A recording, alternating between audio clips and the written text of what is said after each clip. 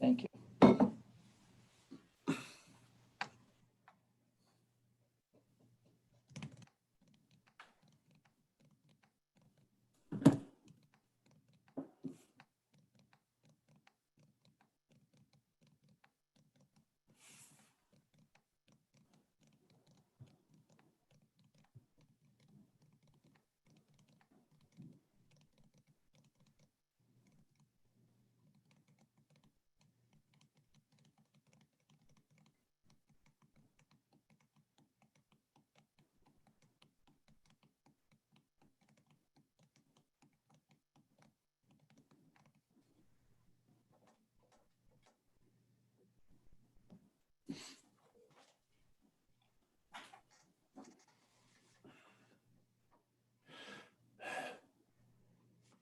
Neil, are you taking notes for me? All right. Okay. Thanks, bud. Bye-bye. Cliff and Mayor, I'm going to wait like a minute or so just to get a few more people in so I can make my announcement. No problem, Jerry. I'll make a short announcement after you make yours. Thank you.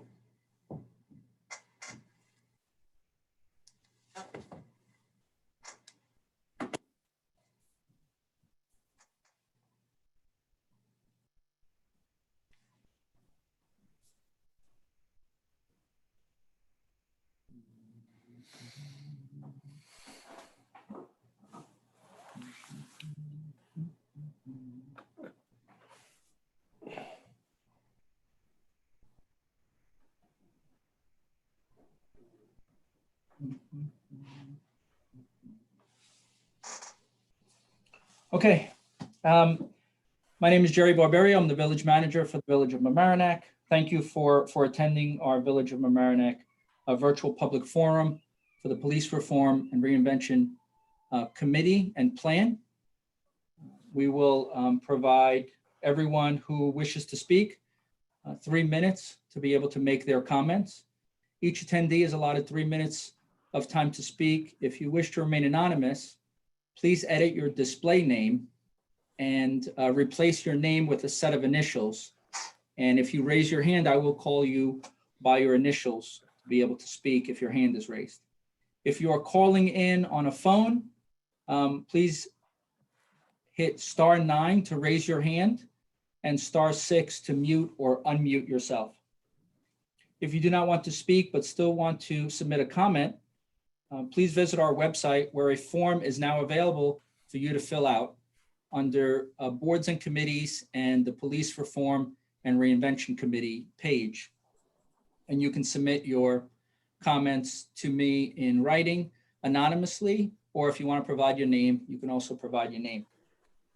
Last meeting, we had approximately 38 people attend our forum.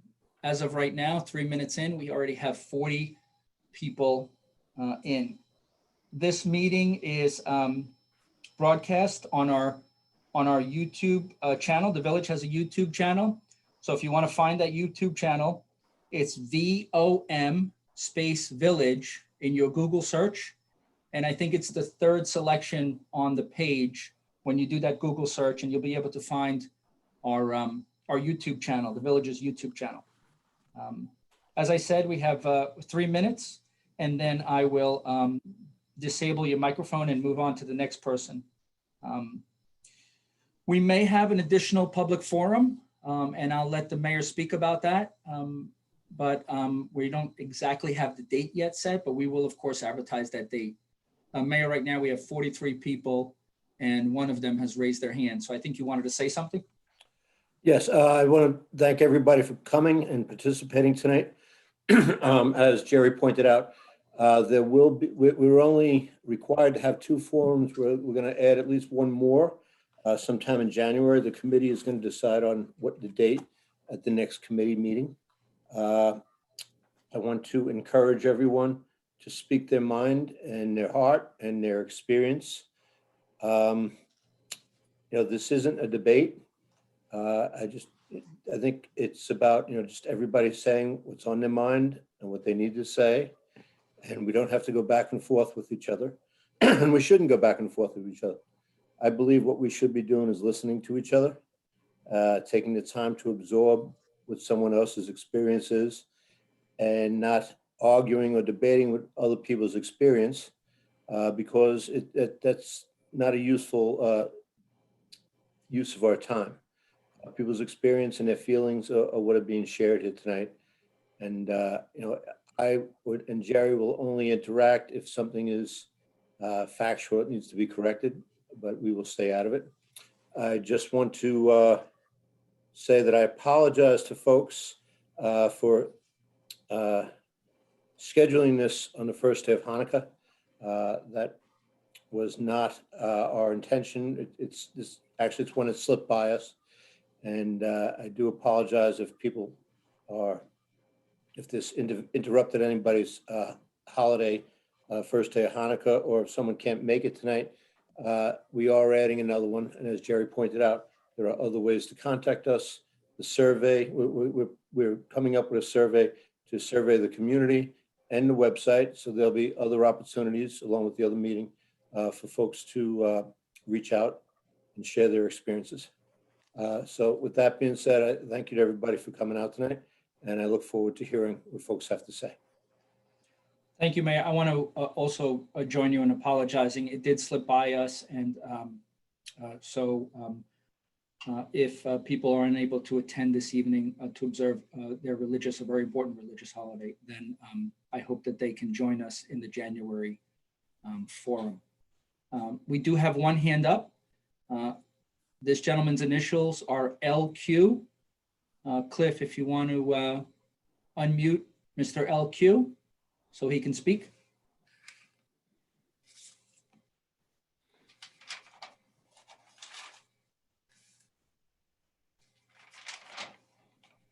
Go ahead, Mr. LQ.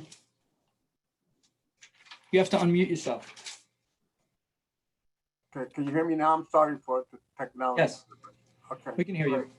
Okay, my name is Luis Quiroz. I don't want to be anonymous. My name is Luis Quiroz. As you know, I have a major lawsuit against the village and the police department against Tom Murphy also. That's pending. We started depositions. I have been a village resident for a Larchmont Mamaroneck resident for 45 years. And I have witnessed many changes in the police department and obviously the village board.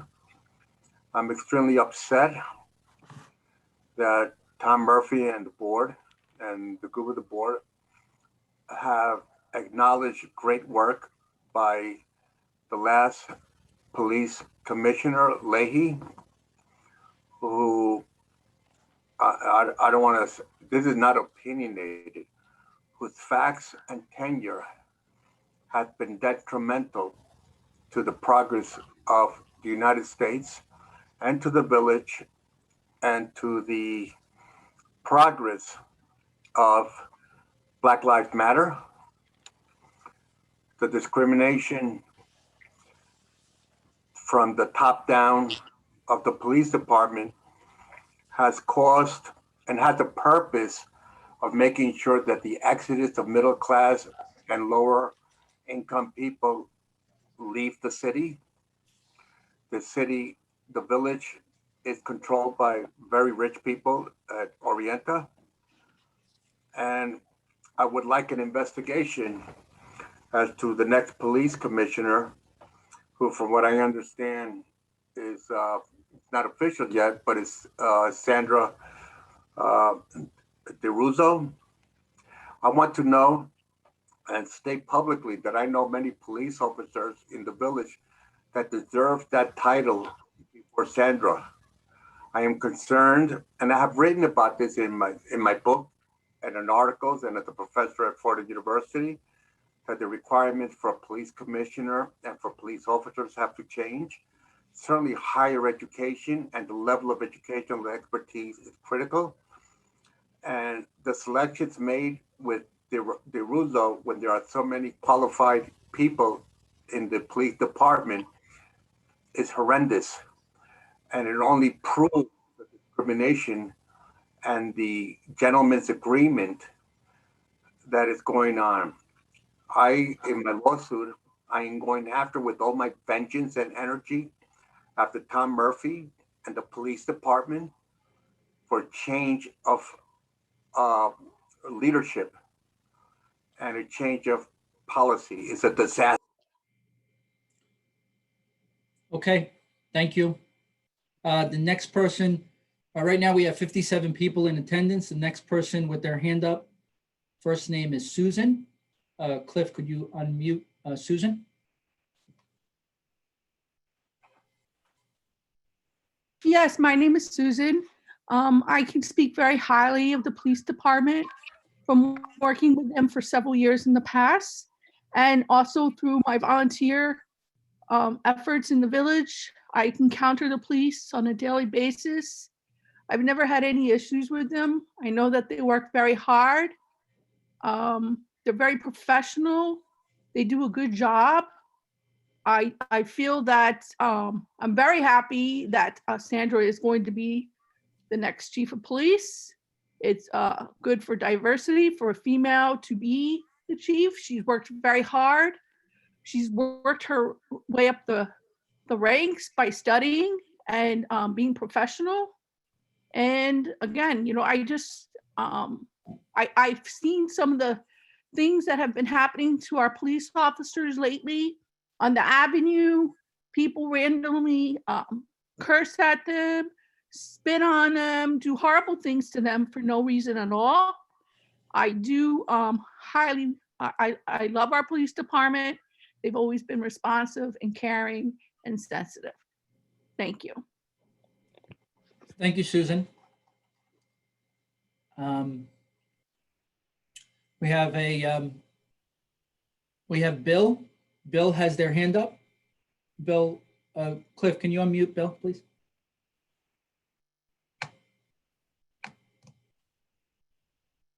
Go ahead, Bill. Go ahead, you're unmuted.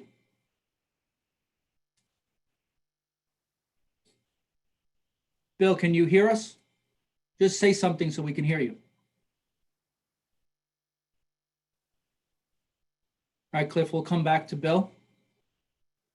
And we have John, who's raised his hand. If you can unmute John. Hi there, can you hear me? Yes, we can hear you. Thank you. Hi. So I just wanted to kind of talk a little bit about what I think are some of the things to help the police department, I think, be as effective as they can in their position. And I would probably start this by saying, you know, being a police officer is a very challenging and difficult job. And I think that, you know, if there are two things to help any police department, not really necessarily specific to the village of Mamaroneck, you know, the first is, you know, making sure that, you know, each and every officer has adequate training. I think this is an area that has been problematic just because of the variety of challenges that police officers face, right? They're frequently thrown into situations where, you know, they don't have any information or very little information going in, and they're forced to make very rapid and consequential decisions. So I would say, you know, if there are any things that we're on the fence about in terms of should we invest or can we invest in additional training, I think we should be erring on the side of ensuring that each and every officer gets that.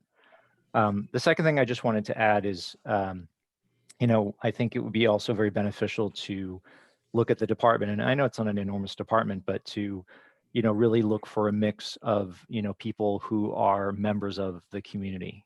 You know, one of the things I love about Mamaroneck is it is a moderately diverse community. And I think that, you know, obviously you don't have the scale of something like the NYPD where you have people coming and going, but I think, you know, we want to find a balance of people who, you know, live in the community and really are part of it and really understand it, you know, while making sure that those officers can, you know, maintain a professional distance to what they're doing.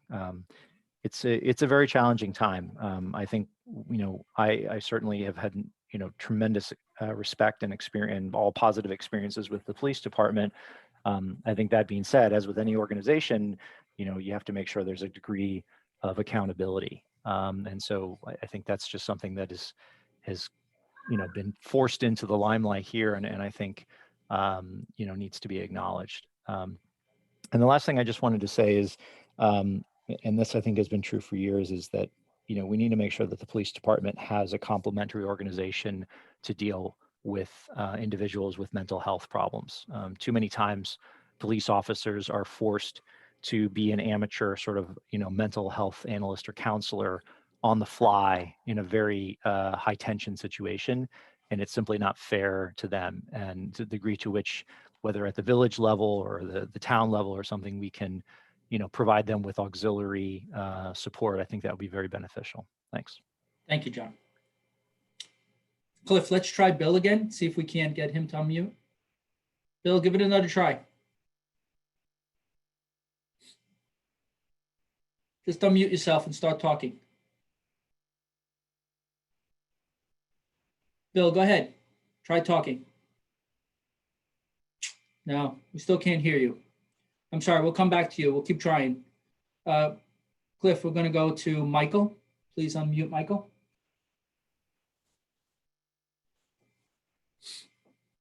Hello, can you hear me?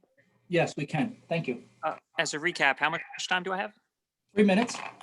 Okay, it shouldn't take that long, but the things Okay. I thought that would be good is I think that there are a number of things that could help improve the functioning of police. Number one might be the issue that there may be, and it might be surprising to say, but there may be too much of it. I think that police are one tool in the toolkit of governance, a location of money to other resources and a development of those resources, I think would be fundamentally good and relieve pressure on the police themselves. In addition to strategic defunding of the police, I think increasing training of the police officers would be good, and I support that. I think that, as other people have said, increasing the diversity of the police in the community would be good, especially maybe trying to somehow offer incentives for those within the community to be part of the police. I think accountability has to be increased, and maybe strategic sort of stances that we and the mayor could support, such as trying to make a movement to stop no-knock warrants, to try to erode a little bit, I think, of the police union's power. In addition, I think that I know that these aren't necessarily local laws, but I think that the town needs to get behind and push towards trying to eliminate the bail system, which is only other country that does it is the Philippines. And in terms of accountability, again, I'd like to mention just ending qualified immunity. So just to go through that list again, the thing that I think is that we do need to defund the police and refund other sectors of the community. We need to make the police force more trained and diverse. We need to increase accountability. Some ways to do that is to stop no-knock warrants, eliminate bail, and qualified immunity. And that's about it. That's enough for my time. Thank you, Michael. Cliff, let's go to JS. If you can unmute JS, please. Can you hear me? Yes. Hi. So Hi. I've lived in the village for about 20 years now, and the police department has been such a great asset to this village that we live in. I think the diversity of our village has increased over time, as we all know, and I think the diversity of the police department has also increased over time. So I think that they are keeping up with that. And as far as Spanish-speaking people and people of minority, they have that women. We have many women police officers. Applause to Sandy for working her way up to chief. She really is a great asset to our community, going through the domestic violence aspect of that. And now she's the chief. I think she'll be a great asset to the community for that. I think as far as the kids go in this community, the police are wonderful. My kids went through Mamaroneck Avenue School and did the DARE program, and the officers there were just so instrumental in knowing our children and keeping them out of trouble. And now that they're in the high school, they follow them through the years and they keep in touch in college. It's a great program. So I just wanted to say that I think that our police department is doing a great job, and I think that they are Knowing the difficulties that are going on in the world today, I think they're responding appropriately to that. And I just hope that they continue to be supported by our community. Thank you so much. Thank you, Ms. JS. We have 65 people now at our public forum. I just want to read the instructions once again, very quickly, for the people who joined us a little bit late. Each attendee is allotted 3 minutes of time to speak. And of course, this is on our screen as well. If you wish to remain anonymous, just edit your display name and replace it with a set of initials. If you're calling in, dial *9 to raise your hand and *6 to mute and unmute yourself. If you do not want to speak, but you still want to submit a comment, please visit our website. We now have a form on that on our website under the Police Reform and Reinvention Committee page, which is available for you to fill out anonymously, or you can provide your name. And I was remiss. I want to thank Cliff Cases. He is our IT director, and he is assisting us in this evening's public forum. The next person is Madeline. Madeline, you have your hand raised. Cliff, can you unmute Madeline?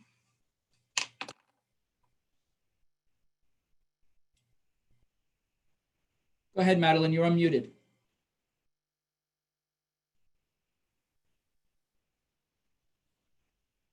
Madeline, are you there? You're unmuted on our side.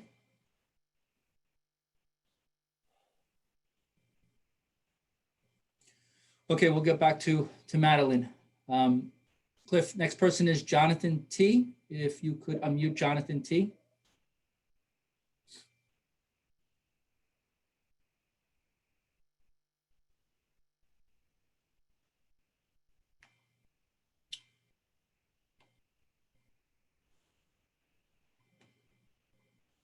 Cliff, I still see Jonathan T as muted on my side here. Speaking is enabled. He just has to unmute his mic. Okay, thank you. Jonathan, you just have to unmute your mic and then you can speak. Yeah, I'm just here to listen. Okay. He's just here to listen. So let's try Madeline again.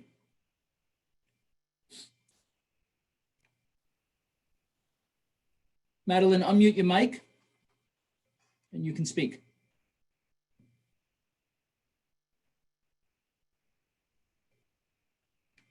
No, I don't hear you, Madeline. Cliff, let's try Bill again, please. Bill still has his hand raised.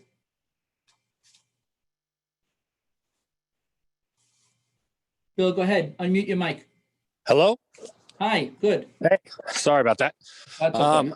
I just want to say I think the Mamaroneck police officers are doing a fantastic job. I think the way they function in town with the bicycles is almost community relations in itself.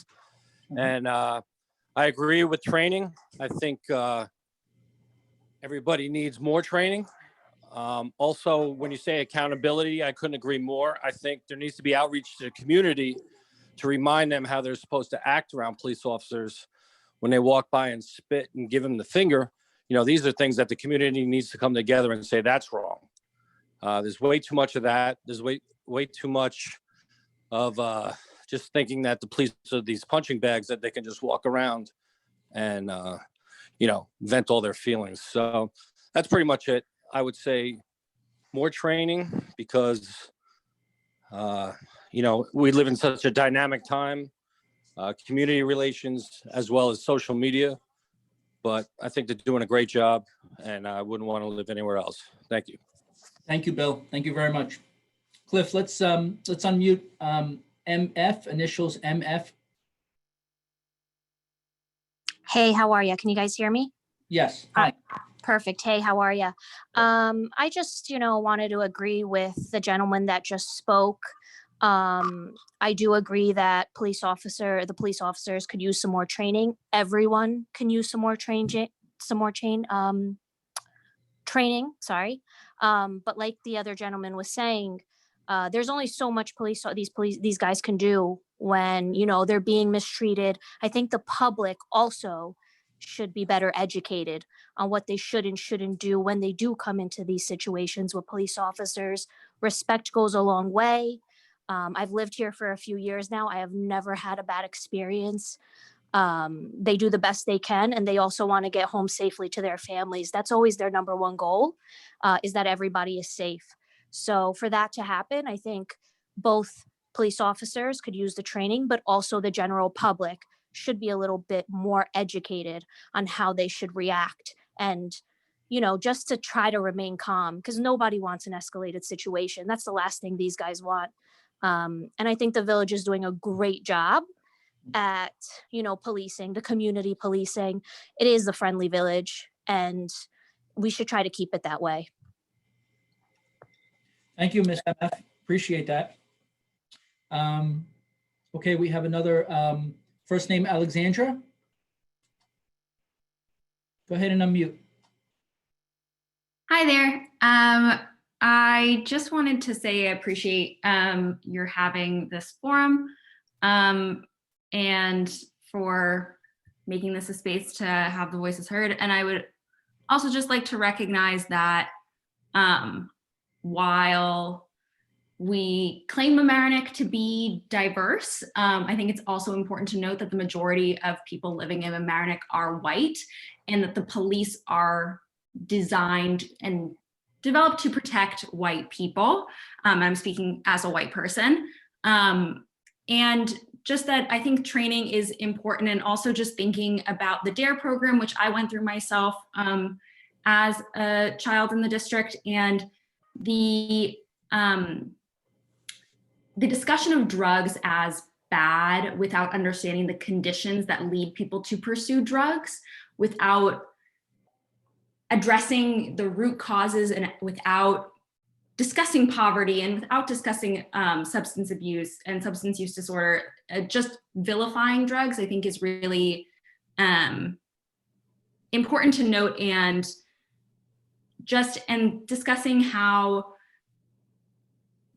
there's just a lot of factors at play. And I think it's important to recognize that, yeah, we think of Mamaroneck as like, I think of Mamaroneck as a place where the police protect me, and recognizing that not everyone feels that way. And I'm a white person and I feel safe, and that's not how other people feel. So recognizing our own experiences and how those color our perspective. So thank you. Thank you very much. We have 6 phone call-in listeners. If the call-in listeners from their cell phone or from their home phone want to raise their hand, please dial *9. And if when you want to unmute or mute yourself, please dial *6. Let's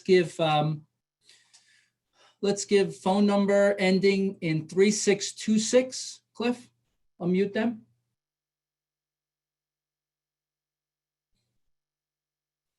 If your phone number ends in 3626, you're unmuted now.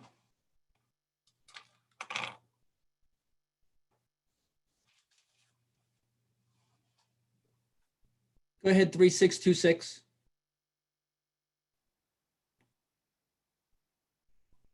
If you're on a cell phone, it's *6 to unmute. All right, we'll get back to them. Let's try Madeline again. Cliff. Hello. Hi, good. Hi, Madeline. Oh, hi. Hello. Thank you for having me. I'm very excited to be a part of this group. I've been working in law enforcement and criminal justice for over 22 years, and I'm thrilled to hear my town being involved in wanting to address things that make people uncomfortable, and wanting to make change, and wanting to say thank you to our great police officers. I've seen the Mamaroneck police mostly in town, working with the public, and every interaction that I've seen, I've been proud to be a member of that town and proud of my police.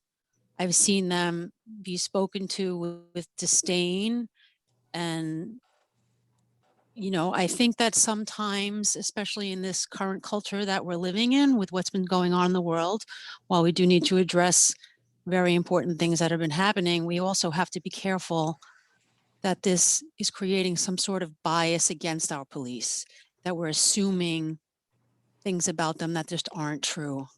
And I've seen our unfortunate situations in town that need to be mentioned where a police officer was being kind and helpful and being treated like he wasn't because somebody was having a bias on the way they thought they were acting. So we have to be careful on the judgment and the prejudgment that we might be having on our police right now, because especially in, we're speaking about Mamaroneck police right now, I've seen nothing but kindness, even in situations of, being treated very poorly and judged for the way that they were doing their job, essentially, was really, I was proud to see the reaction. This in one situation that I saw, this young officer was really, it almost was like they were trying to goat the officer into having a reaction, and he remained calm and kind. And this wasn't too long ago, I would say, probably about 2 months ago. And I was really proud. And just quickly before I run out of time, I wanted to address some statements about defunding the police and bail reform. And I think we just really need to look at the facts and the statistics before we decide to do any rash movements, because one of the reasons that Mamaroneck is doing so well right now is because we have an influx of people from the city that just can't wait to get out of there, because crime is through the roof because of the bail reform and the terrible changes that have been made without the research. And does bail need to be reformed? In many cases, it does, because there are unfortunate situations that people that don't deserve to be in jail with bail, it's unaffordable for them to get out, and affects their careers for the rest of their lives. But there are also reasons that we have bail to keep people in place so that they don't get out. Thank you. I'm sorry. Thank you very much. Sorry we cut you off. I appreciate you calling in. Let's try, Cliff, caller ending in 3626 again, if we could, please. If you're on a cell phone or a regular phone, just hit *6 to unmute yourself. Hello? Hi, go ahead. Can you hear me? Yes, we can. Thank you. Oh, great. Okay. I just like to say that I do 100% stand behind the police, because I myself, along with other people, have found them to be very laid back, easy to talk to. They are not intimidating. And I think they come across very professionally, and really something such as defunding the police is not the answer at all. Things like additional training, or even officers of, I don't know, different nationalities like Black, Hispanic, whatever, would be good too. So that way people don't feel like, they're being ganged up against a white officer if it's a Black resident, and it's not that bias, that type of situation. And, like if there's more, officers, Black, Hispanic, whatever, then, it would be easier maybe for them to see, oh, this is what a white officer did too. An officer of color, a Hispanic officer is doing the same thing, so it's okay. And they can understand, because while I agree with a lot of the people that some of the officers were being treated very poorly, spit on, I didn't know that, but maybe treated poorly. It's like if they would, if people would not jump to conclusions, then, and just say, oh, the officer is stopping me because of my nationality or whatever. If they just cooperated with the officers, things could be a lot more civilized. And I don't want to see people playing the race card when somebody gets pulled over or something like that. And, because naturally with any resident, if they feel they're under threat, the officer, they're going to react. And it's just like the race card. It really needs to stop. If, I realize it's bad and good in every profession, but it's not fair to mistreat or judge Mamaroneck officers based on what officers are doing in Ohio or Minnesota. And it's like we should stay focused with what's going on in Mamaroneck. And I know different situations apply to everybody, but I've been treated, kindly by the cops, and I have not felt I've been discriminated against or anything. Thank you very much. Next person is Cliff Scott. Scott, go ahead and unmute yourself. Yes. Hi. I'm gonna put a little twist on this, if it's okay. Go ahead. All right. Being a police officer in the village of Mamaroneck for over 23 years, I'm going to give a little bit of a different perspective. I've worked with many of these people that are currently on the job and have left the job recently. I was a training officer for 15 years on the department. And I must say that, I hear people talk about defund the police, but they need training. Unfortunately, training costs money. Salaries have to be paid. The trainers have to be paid. There's equipment that's needed. So as far as the funding, it doesn't make sense if you want to have more training. And I agree, there should always be training as one of the most important things that was completely always stressed by every chief that I worked under. The current chief, I know Sandy is very much pro training, and she will remain that way. As far as no-knock warrants, so I heard someone bring that up. No-knock warrants are usually issued for preservation of evidence. It's to give the department enough time to get into some place so that they can secure evidence. And they're very rarely issued in the village of Mamaroneck or even applied for. And as far as bail reform, I think, people have to really look around and see, what did bail reform do for New York City?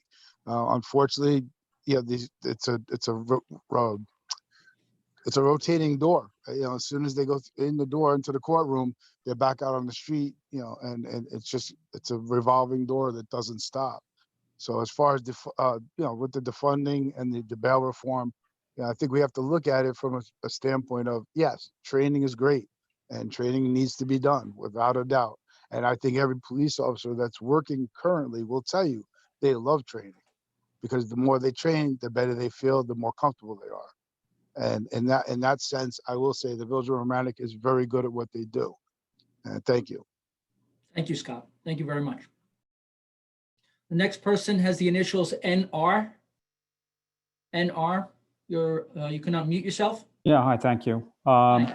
So I wanted to say I really appreciate the transparency that the village is displaying here. I'm looking at the website and looking at your plan, and I agree with all the points that you've outlined in your PRRC plan and timeline. You've got 16 points. I think they're all really important, and I appreciated being able to look at the VMPD department training plan and see how the PRRC plan is going to complement and extend what you're already doing. So I just want to say thanks for the transparency. Keep the transparency up. I think the public cares a lot, and having these documents available for us to look at is really important. That's all. Thank you. Next person is Yudi. Unmute yourself. You don't do it. Hi. Yes. Go ahead. You can Hi. speak. Oh, hi. I'm new in this kind of webinar, but I think that I have a lot to say especially to the Department of Mamaroneck, because not directly myself, but a person very related to me is being very discriminated to a point that that person have to take legal actions on it. So I believe that more than training, we need to be better human beings. And we need to forget about if you are Dominican, if you are any nationality, we are just human beings. And that's what we forgot every time. So I've been victim of police abuse, and I was illegally arrested one time, my daughter and my nephew. And I don't have good experience with that. But I think the Department of Police of Mamaroneck need to be more human, more just like feel whatever other people's, feel. So I just call because I've been through with that person, and it's been so much, so much, and so much. It's been treated so bad. It's been treated like a indecent person. So the racism that he's been victim with the family together with us is really too much. So I hope that we just get one step and we can do better things and we can have better police department in Mamaroneck. Thank you, Yudi. Next person, Cliff, is Jean C. Hi, can you hear me? Yes, thank you. Hi, okay. Hi, I'd like to begin by thanking our village police force on rising to the moment as frontline workers in these difficult times. There is another speaker who, there are some police initiatives that I'd like to see supported and emphasized. Somebody mentioned that they were seeing the rules and regulations on the website. I think that's fantastic. Hopefully it'll be on the main police page and become a permanent thing. And we also want to be reassured that the village police have clear protocols on proper handling of emotionally troubled individuals and de-escalating such confrontations. And I hear that the village is already being covered by the new Westchester Crisis Prevention and Response Team based in White Plains. I hope it's working well, very hopeful that it's helping out. And I hope that there's a way to assess whether this is working. And we also need to support and promote police efforts to recruit and promote candidates who are representative of a diverse community. And I didn't mean to talk about this, but I know that bail reform was mentioned a couple of times. I just want to point out that we all agree that an individual charged with a serious crime should be held in jail before trial if there's a risk to the public or a risk of fleeing. But that's not how the old bail system worked. People with money charged with violent crimes could buy their way out of jail before trial, while people with less money facing minor charges had to await trial in jail. And so the old way was neither fair nor safe. So I'm glad that it's been changed. There have been some problems, but I do hear that things like repeat offenders will henceforth, being repeat offenders will be something that judges can take into account when they are setting bail or not. So I also have a short, very kind of random laundry list of areas where I think the police could improve the safety of our community. First, until the COVID numbers fall again, I hope that the village police will seek out and issue warnings to scofflaw individuals and establishments who are violating COVID safety regulations. And followed by enforcement if necessary, hopefully not. And I also, this is sort of a fun prevention thing. I wonder if the police could offer a safety talk at Effie Bellows and the middle school on safe bicycling in the streets. And they also educate our seniors on phone and internet scams, which seem to be on the upswing and can involve thefts of life-changing sums of money. So anyway, this just some suggestions. I think you guys are doing a great job. I'm really hopeful that things, it looks like you are very proactive and, good luck. All right. Thank Thanks. you. Thank you. Jen M, Cliff, if you can unmute Jen M.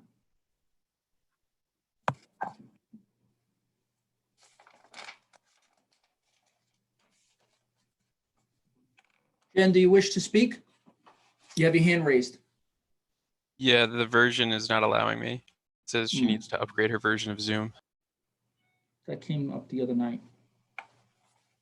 Is that something new, Cliff? It seems like it's something new all of a sudden. I haven't seen that error message before. Yeah. And I'm sorry, somehow there's a disconnect in our technology. Probably just have to run the updater. Okay. Again, for anyone on this call, you'll be afforded 3 minutes of time to speak. If you wish to remain anonymous, you can just edit your display name with a set of initials, and I can call upon you. I can ask Cliff to unmute your microphone. As of right now, we have 61 people in this forum. I do not see any hands raised. This is almost at the point where we were at the first forum. And unless I lost count, I believe we've had 14 individuals speak so far. I may be off one. So if anyone wants to raise their hand, we will unmute your microphone. Okay, I have Rob. Go ahead, Rob.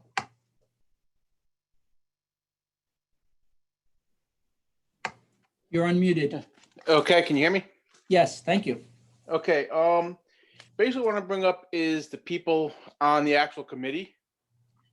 What kind of experience and training do they have judging police policies and stuff?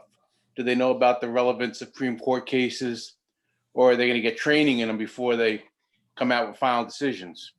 Cases like Tennessee versus Garner, Graham versus Connor, Wren versus the U.S., Terry versus Ohio. Also want to know on use of force, are they going to be able to look up studies from places like the Force Science Institute and Dr. Bill Lewinsky and the theories they've come up with and what their studies have shown about how and why the police use force?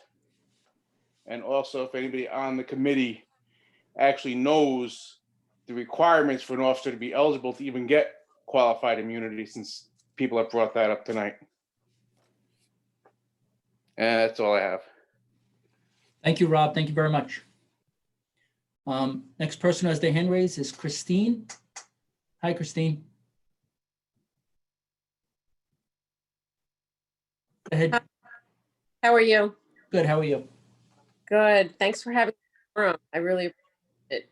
I wanted to just call in. This is an extremely important topic for the village, for the state, for the nation. I was a proud committee, so I know the village well. I have a property there. I reside in Harrison now, though. And I think that it's important for me to get on the record as many of, can you hear me still? Yeah, it's cutting in, but it's not that bad. Okay. To get on the record as many this evening that I and many of my friends who reside there have found that the police conduct themselves at all times, in my view, in a highly professional and courteous manner. And frankly, they are well trained.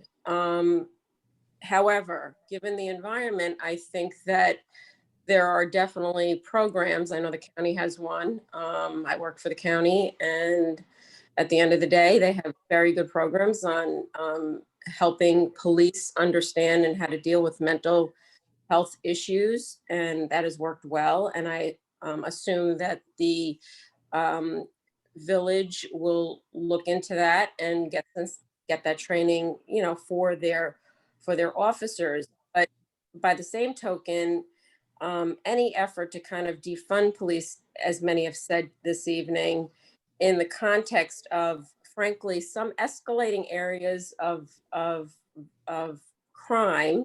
Specifically, my friend's car was stolen. I know there's a lot of break-ins of cars, etc. You have to be very, very careful that we understand what's going on the ground, and that, as Scott said, the police officer, 23 years experience, and as Rob just said, citing, you know, things that need to be taken into account by the committee, that we are weighing all of these factors, because policing is extremely complicated. I don't need to tell you guys that. So looking at law enforcement best practices, being able to determine how to go forward when potentially unintended consequences can result from pulling back on policing. You can invite, frankly, criminal activity, which we don't want to see happen. I mean, the reality is that without good policing, and I was a former economic developer, so I have to throw it in there, you can't grow your business base. Your businesses need to feel protected. Your residents need to feel protected. Your visitors need to feel protected. So at the end of the day, in order to get economic development, jobs, and a community that feels protected, which is the basic fundamental, you know, function of government, this all is a very delicate ecosystem. So pulling back. Thank you, Christine. Thank you very much. Jen M has her hand raised again. Hi. Sorry about that before. So I just wanted to say, as a middle-aged white woman who was raised nearby. I have never had a negative interaction with any police officers in Mamaroneck or nearby, and I'm not a good driver. But no matter the situation, I've never felt unsafe. I've never felt uncomfortable. Never felt like the police weren't there to do anything but, you know, uphold the law or protect me. And that's the lens I've always seen the world through. But I'm married to a Black man. I have sons who are teenagers, and they just haven't had the same experience. And it's definitely opened my eyes. My older son and my husband have both had interactions in Mamaroneck and nearby where they have felt targeted, they've felt disrespected, and not necessarily felt safe. And I think for all the people we're talking about, hello, are you hearing we me? can still hear you. Yeah, we can still hear you. Okay, so for all the people who've been talking about the public being the problem, I question, first of all, how often this is happening. It seems unbelievable to me that this is a routine thing that cops are getting spit at and sworn at. But even if it is happening, I've worked my whole career in alternative education. And, you know, when faced with disrespect or anger from adolescents that I've worked with, the bare minimum was that I was required to stay calm and do my job and stay kind and not react. And I think either blaming the public for police behavior or praising the public for praising the police for being calm in difficult situations or when they're feeling disrespected misses the point completely. And I also just a little bit concerned about my question is, what kind of outreach is happening between the youth of the community, in particular, like the youth of color and officers on the force? Because I have a kid who has had one interaction with a police officer that left him feeling targeted and disrespected and afraid. And I don't want him to feel like that. That's it. Thank you.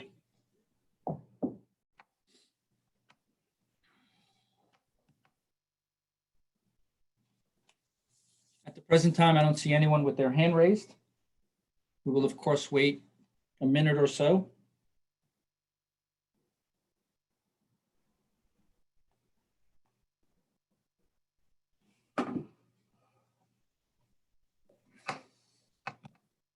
Again, I just want to remind everyone who's on the call that we have made some progress on our website and our webpage for individuals to provide their comments anonymously, or if they want to provide their name, and they of course can do so. We have, as some of the callers have pointed out, we have a lot of information on our web page under the Police Reform and Reinvention Committee page. And so please make yourself aware of that if you're interested. I do have Cliff Bryan, if you could unmute Brian. Hey, how's it going, Jerry? As a member of the committee, I'm just looking over the website right now, and I'm not seeing the survey. You referenced it being up there. So if you could just take a look and make sure that does get put up on the website, I'd appreciate it. And if the survey is not up there, and if I misspoke, I apologize. Okay. Basically a way for someone to provide their experience anonymously. What we did put up, what Cliff and others, Robert here in my organization put up, was a text box where people could just write their experience and provide it either anonymously or they can provide their name. That's really what I referenced. That's what we put up today. Do you know where that's located? Because I'm on this page on the website right now, and I'm not seeing that. Cliff will give you that information. Cliff, could you help Brian out? Yeah. Okay. Hey, Jerry. Thank you. Jerry? Yes, Mayor. Maybe we could make it a banner on the website when people get on. We'll do that. It was still in the beta it's phase easier to today access. when we were working on it. Yeah, it's on the screen now, Brian. So if you go to the It's right there, Okay. the I've got ERRC it. public comment form. For some reason, I have a different view of the website. Okay, Thank you. okay, thank you. Luis has his hand up again. Thanks, Cliff. Luis, we'll unmute you in a second as soon as Cliff gets his hand back. Hi, I'm here again. Hi, go ahead. It's at 1:24 or 3 minutes. Okay, great. I called before. I just want to let people know that I've been over 20 years a professor at a major university on issues of race, class, and gender, and policing and community organizing.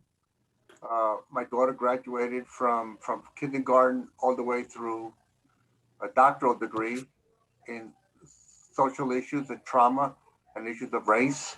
I have a son, I have 3 children, and a son who's also finishing doing his PhD at UPenn on issues of social policy and in social policy are related to issues of race. And a lot of these comments are coming in for positive from people that are white. But let me make you aware that education matters. And as I've written in my 2 books, I've authored 2 books, I've written many articles and done a lot of Zooms and professorships on the issues of qualification of police officer. I believe that police officers should have a minimum of a graduate degree and should be paid more. I also believe that it would be a disgrace for anybody to be a police officer that doesn't have at least a college degree. And I also believe that the village of Mamaroneck is dysfunctional when it comes to those selections of who should lead top down, because this is not a community-friendly relationship community unless you're white. And the fences going up, whether it's for the Hampshire Club or whatever, makes it impossible for middle and lower income people to rise to the occasion and survive from day to day. And the police officers that we have patrolling, whether on bicycles or walking around, are ill-equipped to understand, to even have common sense on how to deal with situations. And it certainly is and I'm not only talking about police officers, I'm talking about one particular meter maid or ticket enforcer or parking ticket enforcer. This community is totally out of control. And I'm talking about 45 years with 3 kids that were just about born here and have gone through college, and 2 out of the 3 have PhDs or will have PhDs, 1 already, and the other 1 teaches in a middle school.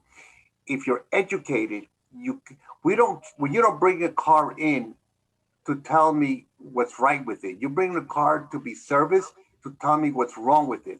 And there's a lot of wrong things with the police department. And having a leader like Sandra is not the way to go when there are many more qualified, good police officers in the village. Okay. Okay, so I see a hand raised, initials TS. Go ahead, TS. Good evening, everyone. I'm Theodora Sal, and I do sit on this committee. I have been asked to ask a question or raise an issue by somebody who asked that I do it anonymously, and I'll try to do it quickly because it dovetails with a question that I have. The following question is not something I experienced personally. I'm asking on behalf of somebody else. Last summer during a school board meeting on July 7th, it was a fairly explosive or dynamic meeting. Lots of biracial Black students and Latinx students spoke directly to the board about their own personal experiences with racism and bullying. As some people left the meeting, the police entered the building. And this person was very disturbed by essentially a show of force, and they did not know who called the police to come into the building, but it appeared that they were there essentially to intimidate the students or protect the board, although this person did not witness anything close to violence. It was merely verbal expression by people taking turns. And the second event that they witnessed was during what has been called the Camp Out by the Do Better Mamaroneck student organization this summer, and that the village police attended, and the event organizers did not call them, but it must have therefore been the school board or school administration who called the police essentially to intimidate or warn the students who were there having a peaceful camp out protest against what they perceived to be unfair and prejudicial policies by the superintendent and the administration. Those are the two related issues that I was asked to address. I will now show how it dovetails with my concern in my last minute, which is that, and I know I'm not alone of those who sit on this committee, we want to hear from young people. I submit that maybe there are 60 people in this meeting, but most of them are not under the age of 25 or 20. And we know that lots of high school students and young adults are interfacing with the police, and we would like to hear about those interactions. We heard a little bit tonight. The next meeting, I hope we will devote a large portion of the time to young people who are free to call in anonymously, to fill out the forms anonymously, write on the page, to email any one of us and have their experiences shared anonymously, because how we deal with our young people will probably reflect how we deal with the rest of the world and how they go on to approach their futures. Thanks. Thank you, Theodora. Thank you very much. JS. You're unmuted. Hi, can you hear me? Hi. Yep. So I just wanted to say in response to Ms. Saul that I just wanted to know how, so she's a member of the committee, but she has been so vocally against the police department on many social medias in the last 2 months. So I know people who were for the police department who were not picked for this committee. So how were these members picked? And if you're going to allow people who are so vocally against the Mamaroneck Police Department as Ms. Saul, I can't trust this committee that is going to, go forward with such to try to prevent things from happening in this community. Thank you. Thank you for your comment. Ms. Saul has her hand raised again. I really only think we should get one bite at the apple, but I tried and I got called on. Essentially, I don't think it's, black or white. And the people who are for the police department, I think it would be unfortunate if one said that they were completely for everything that's being done by the police department at all times. And I think we've had some very articulate individuals say, this is a great department. I've had great experience with them. I really like to hear that they are focusing on training. I really like this idea that our new chief has a plan, because it's virtually impossible that our police department is perfect. And if some of you have followed the history in Mamaroneck, our police department and our village were excoriated by Judge Colleen McMahon in the day labor lawsuit, and subsequent or simultaneous really to that in a William Bratton report about the village of Mamaroneck police. So we have work to do. I am not against the police, and to insist on viewing the situation as pro and against, for or against, it is so narrow-minded and unnecessary. Most of us recognize some need for law enforcement. We want to give law enforcement the best tools possible to move forward. And we can't ignore the time we live in. We may not be Minneapolis, and we may not have had a George Floyd in our streets, or maybe not yet. You don't know what will bring that kind of a thing to the fore. But this Minneapolis reduced the police budget by $8 million yesterday to direct those funds toward social service organizations and alternative civil society institutions that can help support the police, but not through a law enforcement direction. What they did not do was fire one police officer. They kept their numbers exactly where they had been. So there's a lot of creative thinking to be done. And I think that Chief DeRuza, while she and I are not always, I'm sure, on the same page, she accepts that we need to improve certain things. One of the things would be, should the police department be policing themselves? Should there not be a civilian complaint board where people could bring complaints about officers, not within the department, but to a civilian department? And just requirements for common courtesy and the way that people are treated, not to mention following the laws. Somebody cited a number of cases, which I don't know whether the village follows the laws of Terry stops and everything else. I haven't looked at it, but please be open-minded. There's room for change. There really is, but we don't need to hate each other. Just let's make some changes. Thank you. Susan, go ahead. I know you haven't spoken twice. Go ahead, Susan. Susan, this will be your second chance if you want to unmute. Yes, can you hear me? I can hear you, yes. Yes, I have to reiterate what the person said before this last speaker. It is concerning to me that this person is on this committee. I have seen several social media posts by this person in the last few months. It was instigating, trying to be divisive. It was very anti-police. And if I myself was not selected to be on the committee. And I think having a law enforcement background would have helped bring some other, to help people understand things better who were on the committee coming from a law enforcement background.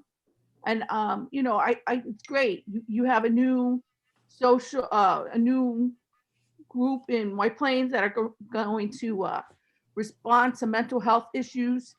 But when have a second or so to decide about how to handle a situation, you can't step back and say, oh yeah, wait, we have to wait for the group to come from White Plains to come help us. And I really do believe that you should have had more people on your committee that had that law enforcement experience to help bring our experience as police officers for decades so that you might understand a different situation. It's really great to be in Larchmont in your nice, or the town of Mamaroneck, in your nice fancy house and judge people who are working but not understand that situation. And yes, every day the stuff is happening to our police officers and police officers around us. The profanity, the disrespect, it is happening. Okay, so it goes both ways. It's about people being not entitled and respecting police officers too, so that they can get that respect back. It goes both ways. Thank you. Thank you. Mr. JW, you have your hand up. Please go ahead. You're unmuted, Jarrett. Yeah, hello. I just want to let you guys know that I don't know if the village manager or the mayor had told you about everyone on the committee, but there's a state Supreme Court judge, there's a JAG officer, there's a lawyer who is a PBA lawyer, or at least a labor lawyer, who does a lot of work with PBAs. So, I mean, this is not an anti-police committee. Okay, I think everybody needs to understand that. The governor's mandate was to see what's wrong with the police department. Okay, and I think that's what you guys need to understand. There's a lot of things that are right with this police department, right with the new chief, and we're working towards getting that better. But it's not to see what's like, it's not a bash the police committee. Okay, but if there's something wrong, That's what we need to find out. And I think everybody needs to understand that. And once you understand that and you have criticism that's going to help us move forward, that's great. And Jerry, you're doing a great job. The mayor's doing a great job. I mean, if they I think if the public, the problem is the public has not understood who's on the committee. I think they looked at the public openings, the public meetings. But if they actually looked in and seen who was on it, they would know that this is serious. The Village of Mamaroneck look, I'm telling you right now, I'm the lightweight on the committee. Everybody else is heavyweights. Look, they're not trying to hurt you guys. They're not trying to hurt the police department. They're trying to make it better. And that's what I want you guys to understand that. Look at who's on it. We're in an era right now in our environment where it's either we're for this or for that. We can be both, okay? For reform, for betterment, for our police department, if they're better. That's all I have to say, Jerry. I'm out. Thank you, sir. Thank you very much. Jerry, I just want to add one thing to what Jared said. So when the committee meets, the chief of police is on the committee, and usually another senior officer is also on the committee. Right. So there is police representation. Miss LP, go ahead, Miss LP. Your hand is raised.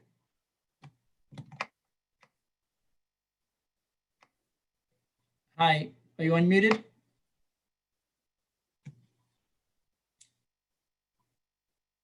Miss LP, you're unmuted. Go ahead. We can't hear you. Are you able to hear me now?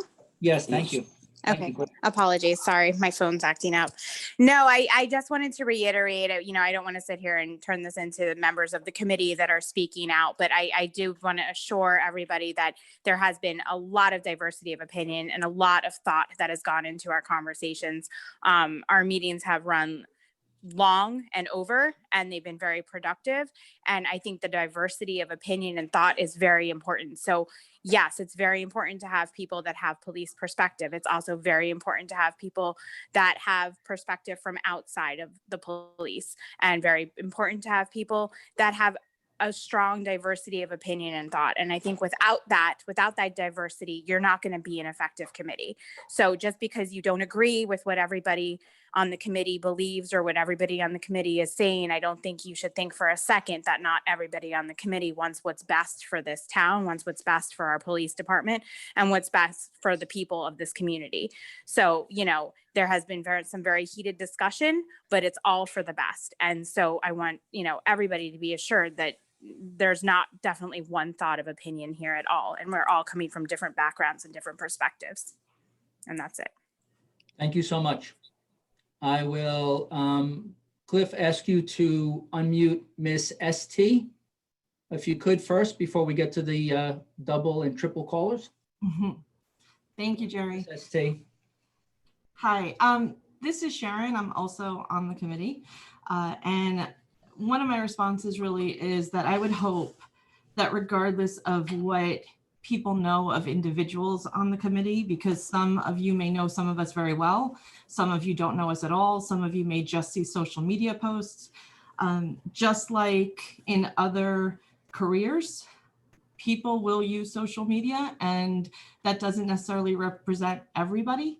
And if you want to watch the recordings, you can see some of the conversations that take place. I don't think anyone is completely pro-police, that everything's perfect, or anti-police, that we should defund them. I think we have a mandate, and we are trying very hard to follow that mandate and take it extremely seriously in a truncated time period.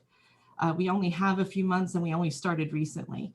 But for all the people who are here on the phone call, this is part of that transparency, and where we are so incredibly open to hearing your experiences, your questions, and what would you like to see come out of this? Because you are representing the rest of the community.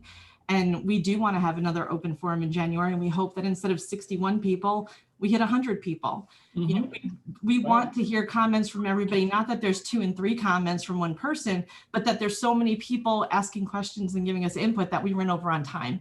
You know, we are open to that. And I would hope that the transparency alone should be the foundation of building some trust with the community, that you can watch us have our conversations, that you can look online and see the materials, that you have your input here, that more materials will be added as we hear from people and we know what you want, and that it's really important for the entire community to participate to the best of our ability.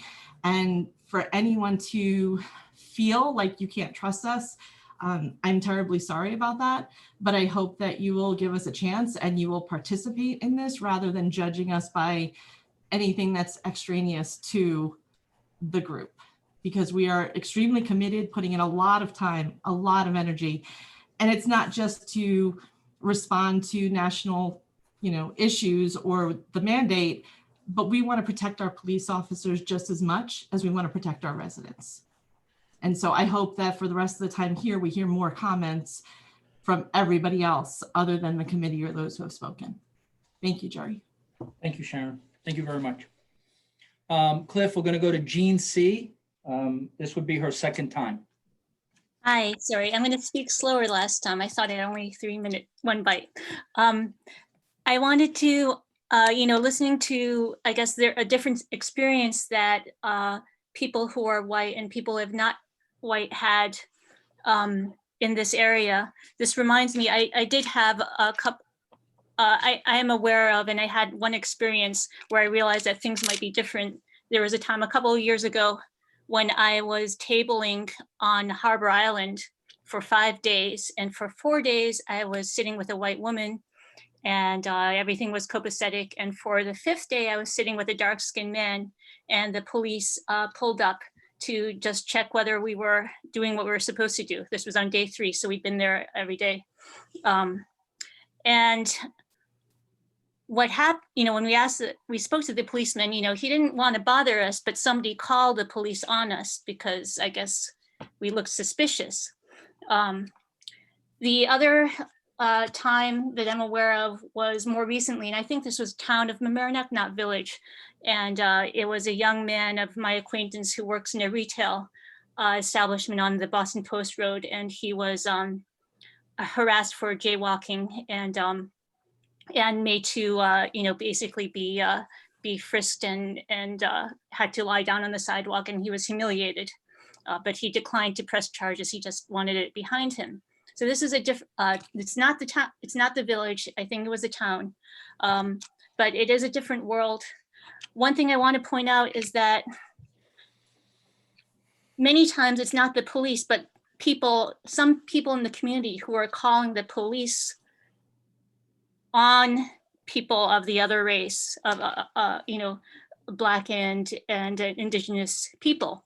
And so I think that something, maybe it's beyond the purview of this commission, but maybe if the police could reach out to the community and tell them what you should call the police for and what you shouldn't call them for. Yes, maybe there may be car thefts in the area, but it still doesn't mean that you should call police on somebody dark-skinned who's walking in your community. They're probably just a high school student, you just don't know them. So maybe this is something that the police could educate the community about.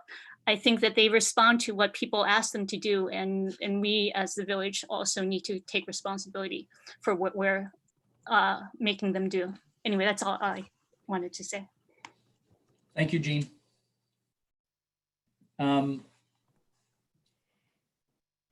JS, I do see your hand up.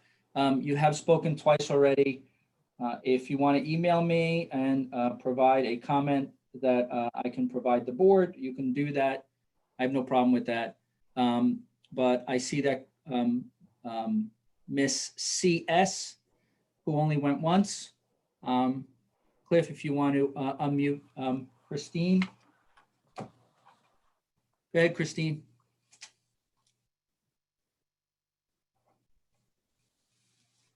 Christine, you're unmuted. Give it a try. Okay, can you hear me? Yes, I can. Thank you. Again, I think it's totally legit on both sides. Let's everybody know each other. Maybe what we can do is publish the credentials of the committee members. That'll give some solid to one side. In terms of going forward, I think the bridge here is the training. I think that, I'm white. When I get pulled over, my hands are at 10 and at 2, and I'm very respectful.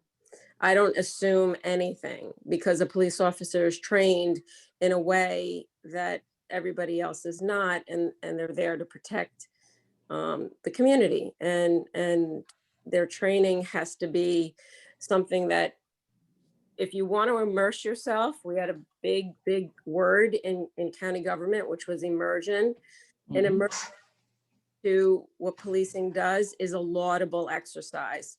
I commend the committee on their immersion. It's a huge undertaking. So thank you for doing it. And I think the bridge is training.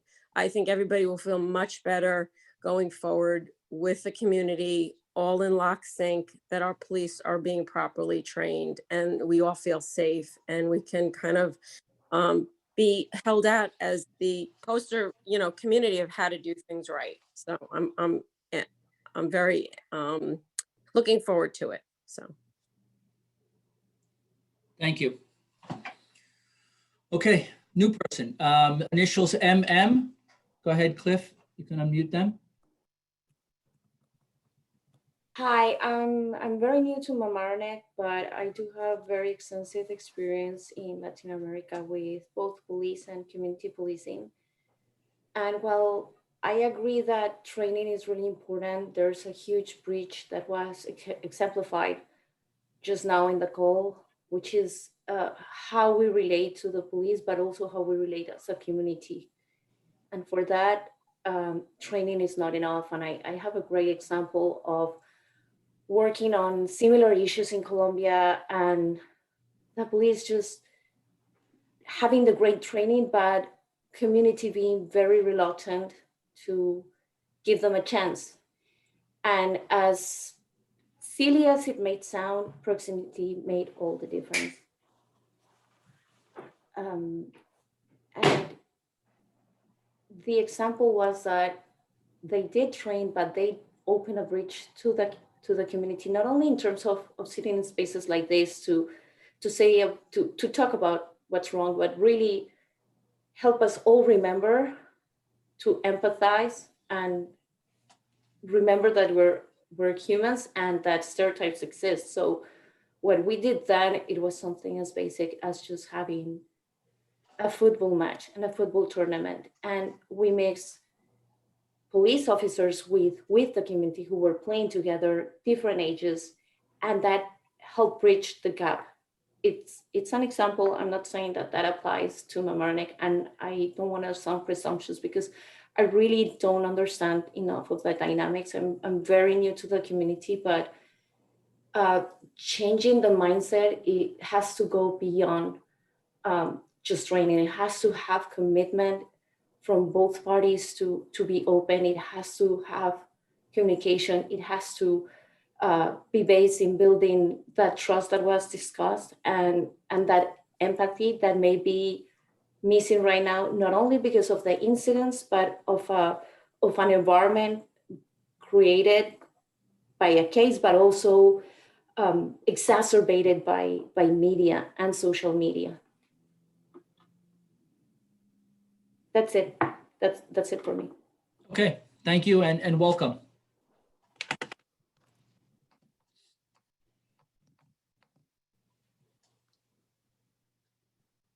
It's 8:23 now. Oh, I do see a new hand. Thank you. Go ahead, Sarah. You should be unmuted now. Can you hear me? Yes, we can. Thank you. Okay. Hi. I'm very glad Mamaroneck is proceeding with these positive steps towards reform. I wanted to thank the people who are serving on the committee because I'm sure it is a huge amount of work and effort. And I wanted to I have seen the website and all the things that you guys have posted those are very helpful. I think that probably the majority of people in Mamaroneck aren't going to realize all that is there. And I was thinking it would be great if, maybe in the newsletters, maybe there are links to it in the online newsletters that we get, but if there were some kind of maybe a flyer or something that would be easy to read and something that like everyone would notice, directing them maybe to see the efforts that are and all the resources that are available about what you guys have been doing. Maybe that could help.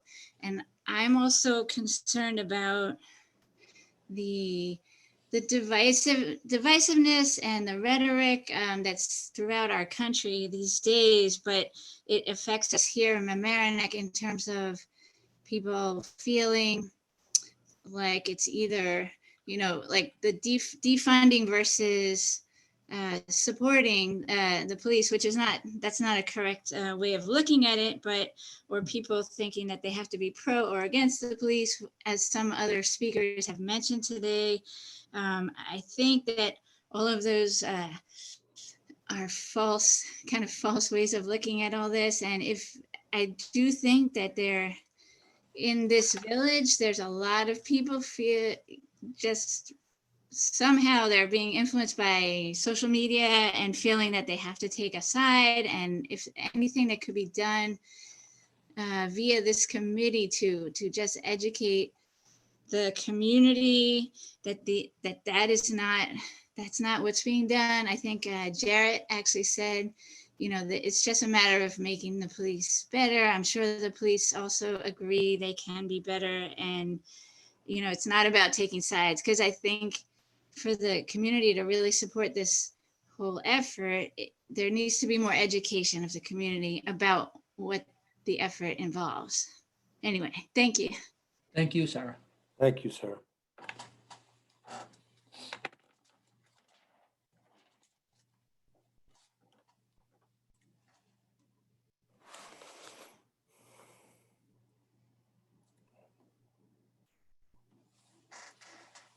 Okay, making a request for callers and attendees who have not spoken. If they want to speak, just raise your hand.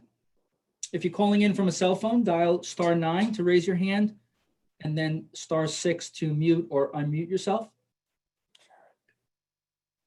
Okay, we have a cell number ending in 7554. Cliff, if you want to unmute them. It's a home phone. Oh, it's a home phone? Okay. I'm unmuted. Can you hear me? Yes, we Yes, can. ma'am. Thank you. I am calling not to defund the police. I am calling to defend the police. The Mamaroneck police are the best.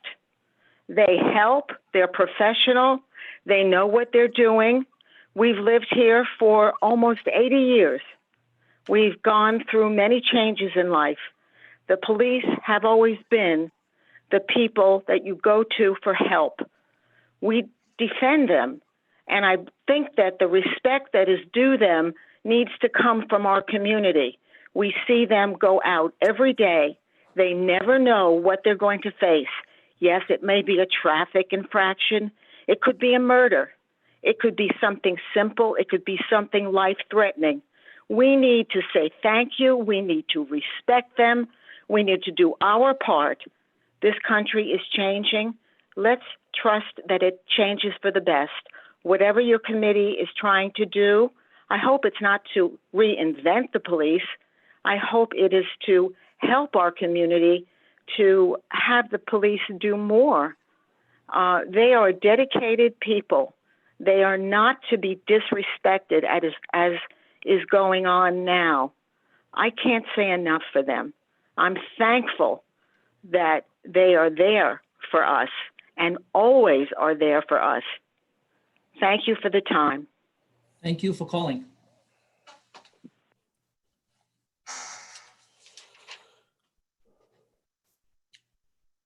Anyone else calling in or online? Initials SV. Cliff, if you can unmute SV. Go ahead, you're unmuted. Hi, thank you. No, I was just going to mention, no department is perfect. I'm a new resident to the village, but you do have a quadruple threat here, and that's the reality of it, right? You have Route 95, you're on a major train line, you're relatively close to a state border, and you're also a 10-minute drive from the Bronx. So the stuff that these guys put up with, considering all those sort of existential threats on a daily basis is commendable. I hope that the committee can find places where there is improvement, but also understand that is the reality of it. Those factors is unique to some of these towns in this area. Thank you. Thank you.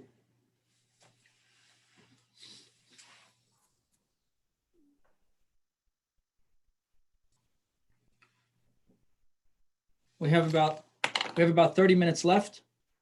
If anyone else would like to raise their hand and speak. This could go until 9 o'clock, or I may end it if there's no more interest in speaking and providing comment.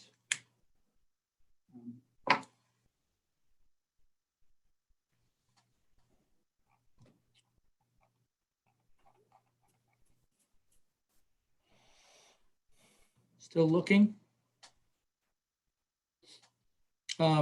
Okay, I have a hand up. Robert, go ahead, Robert. Cliff, if you can unmute him. Robert, you're unmuted. Hello?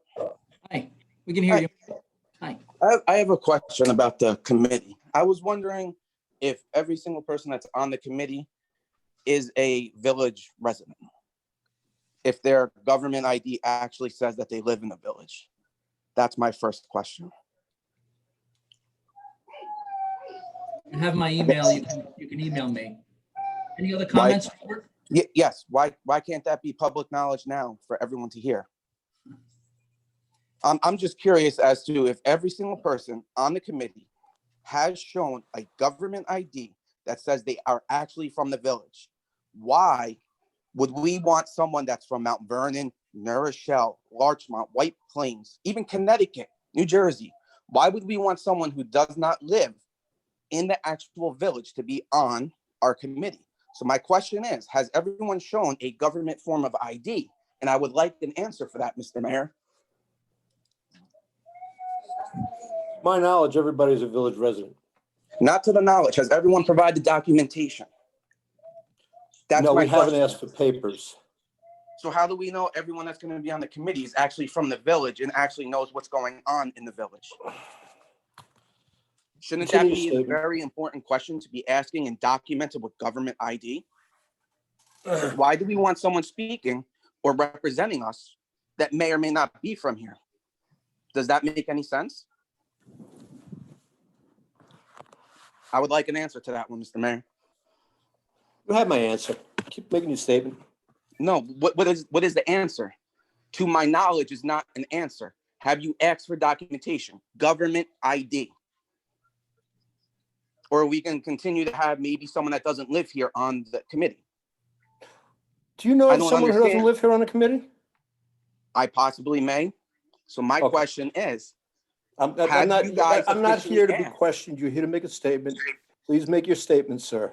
So the statement is, why do we possibly have people on the committee that aren't here in the village? Shouldn't that be looked at or looked into? My next statement is, after listening to multiple people call in, I was stopped by the police for this. I'm not even going to get into a race, but stop for this or that. Do the people ever think, the community ever think that maybe I was stopped for doing a crime, a violation, anything? Maybe it has nothing to do with race, but actually a violation. It's mind-blowing that everything has to become a race and a problem. And people need to recognize that the community needs to recognize that maybe they're the ones who take things to another level. Police officers are not trained to stop you based on your race. They're meant.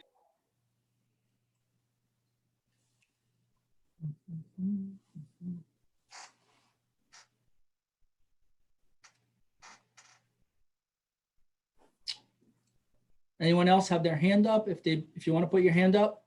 Don't forget, if you want to be anonymous, you can just edit your display name.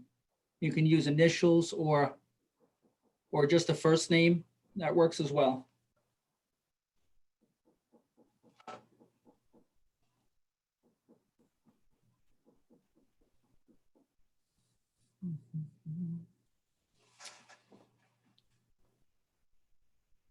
I don't mean to have so much dead air, but I'm waiting for hands to go up. If anyone else, we have 50 attendees now. If anyone else on this list would like to raise their hand. Of course, Robert raised his hand again, so we afford everyone 2 chances. So Cliff, you can unmute Robert for the second last time.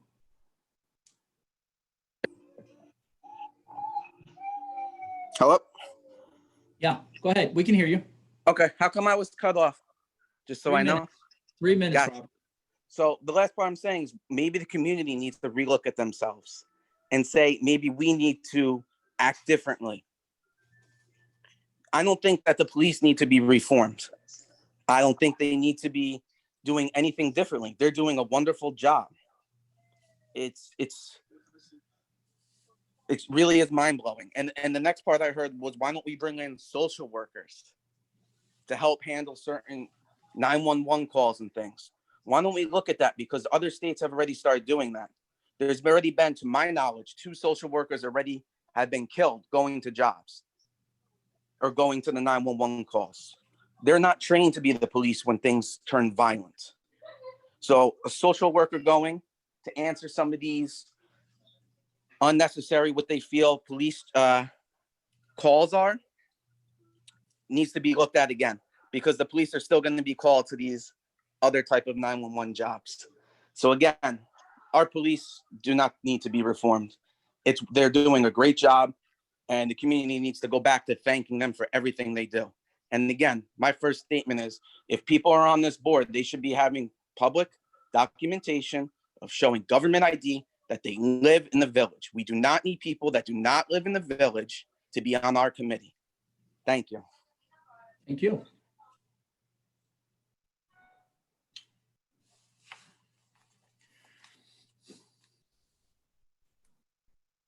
It's 8:37 now. I'm going to make one last call for anyone who would like to raise their hand, who has spoken twice. Last call. Last call. Oh, so we have someone new. Initials BR. Go ahead, Cliff. Unmute BR. Hi, you're unmuted. Hi, can you hear me? Yes, we can. Okay. And I apologize if I missed this earlier. I was putting my daughter down to bed. But I moved to Mamaroneck about 2 years ago. And one of the first things I noticed in the budget when we got the budget mailed out was how high the police budget was compared to everything else in the area. And so I was just curious, and again, sorry if this has already been answered, but has there been a proposal for reallocating the funds to the police towards like social workers or other community resources that can help prevent crime rather than address crime after it's already happened? So again, sorry, this is more of a question than a statement, but. Brittany, this format is really for statements and not. Oh, okay. Well, then my statement is that I hope that we do consider to invest a lot of the funds. I think it was 80% of the village budget was for the police department. And, time over time, we see that education, cuts are made, or library cuts are made, or other community resources. So I would just really love to see more of the resources go towards some other community outlets and, social work, mental health care, all those kinds of community resources that can keep, crime off the streets and keep our residents active and engaged in the community rather than, ending up in a criminal situation or being accused of a crime maybe that they didn't do because they were out on the street late at night. So that's my statement, I guess. And I hope that that's a consideration that is being made by the committee. Thank you, Brittany. Thank you. Mr. RS. Go ahead, Cliff. Unmute Mr. RS. We're getting that same error message. Robert would, or RS needs to update their Zoom software. Mr. RS, we're having the same issue as we had the other night. I apologize for that. I did offer to try to assist you. I hope that we can get through that problem. Again, I apologize. Let's unmute. I think Sarah, I believe, spoke before. Let me see if she spoke before that. Sarah, this would be her second time, Cliff. If you could just unmute Sarah. Hi. I just wanted to add one thing, that is that I understand the committee is trying to take into account a wide range of opinions and experiences in the village, which I think is really crucial. And I wanted to make sure or emphasize the need for reaching out to the different immigrant communities within Mamaroneck, and to make sure that those voices are definitely heard in this process, because I don't know if, I think on this call, we may not have heard a lot from certain immigrant communities, and they're a very vital part of Mamaroneck, and just it might require a little bit more outreach to get more viewpoints. Thank you. Thank you, Sarah.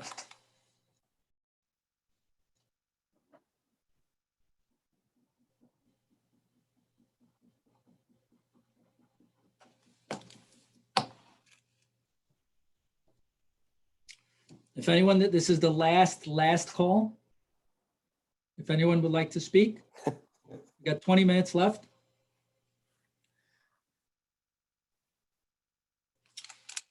Okay. I want to thank everyone for participating. We've had quite a few, approximately 30 individuals speak this evening, and I think that's fantastic. I know at some point we had in upwards of 70 individuals attending this public forum, and that is almost double what we had last time. So I really appreciate everyone's attention and time for this evening. Again, I want to thank Cliff for helping us with the Zoom, Mayor Murphy for being on here, as well as all the committee members who were on this call and either participated or listened in. And I just want to say one last thing about the committee. They work very hard. I appreciate how hard they work. They work me very hard as well. And if you ask any one of them, they'll tell you that we do spend a lot of time and we put a lot of energy into this committee. And for that, I'm very grateful and very happy. And that's about it. Mayor, if you have anything else? Yeah, I just want to echo what you're saying, and that I am very proud of all the men and women who have volunteered to serve on this committee. They're doing a difficult and necessary job. And this task entails them to work very hard and to put in a lot of time and to be open and honest with their opinions. And sometimes, that sparks difficult conversations. But I think the process that we have to follow is going to spark difficult conversations. And we shouldn't be afraid of those conversations, and we shouldn't be, drawing up sides. This is about trying to listen to each other. And, we're going to hear things we don't want to hear, and we're going to hear things that disturb us. But if we keep an open mind, the process will work. And I really appreciate all the hard work that they put in. And Jerry, I want to thank you. You were working in a difficult situation here in the village of Mamaroneck because we have staff shortages. We have people working from home a lot, and I know this takes up a lot of your time. And I appreciate all the hard work you've put into it. We are way ahead of other communities. It's not a contest, but if it were, we'd be winning. And I appreciate all the hard work you've done, and Cliff putting another night in. I appreciate that. And I thank everybody who called in tonight. And I really thank every member of the committee for their input and their hard work. And, I don't be dissuaded by folks that, want to, have a different point of view from their point of view or don't want to have that point of view. We need everybody's point of view. And I really appreciate it. And if, I urge folks to watch the committee meetings. Yeah. Because if you think, that this is set up one way or another, and you watch the committee meetings and you're honest, you'll be dissuaded from that. So I just want to thank everybody and wish everybody happy holidays. And hopefully we will all see each other in person in the new year. Thank you. Thank you very much. Everyone have a safe night and happy holidays. Good night, everybody. Good night.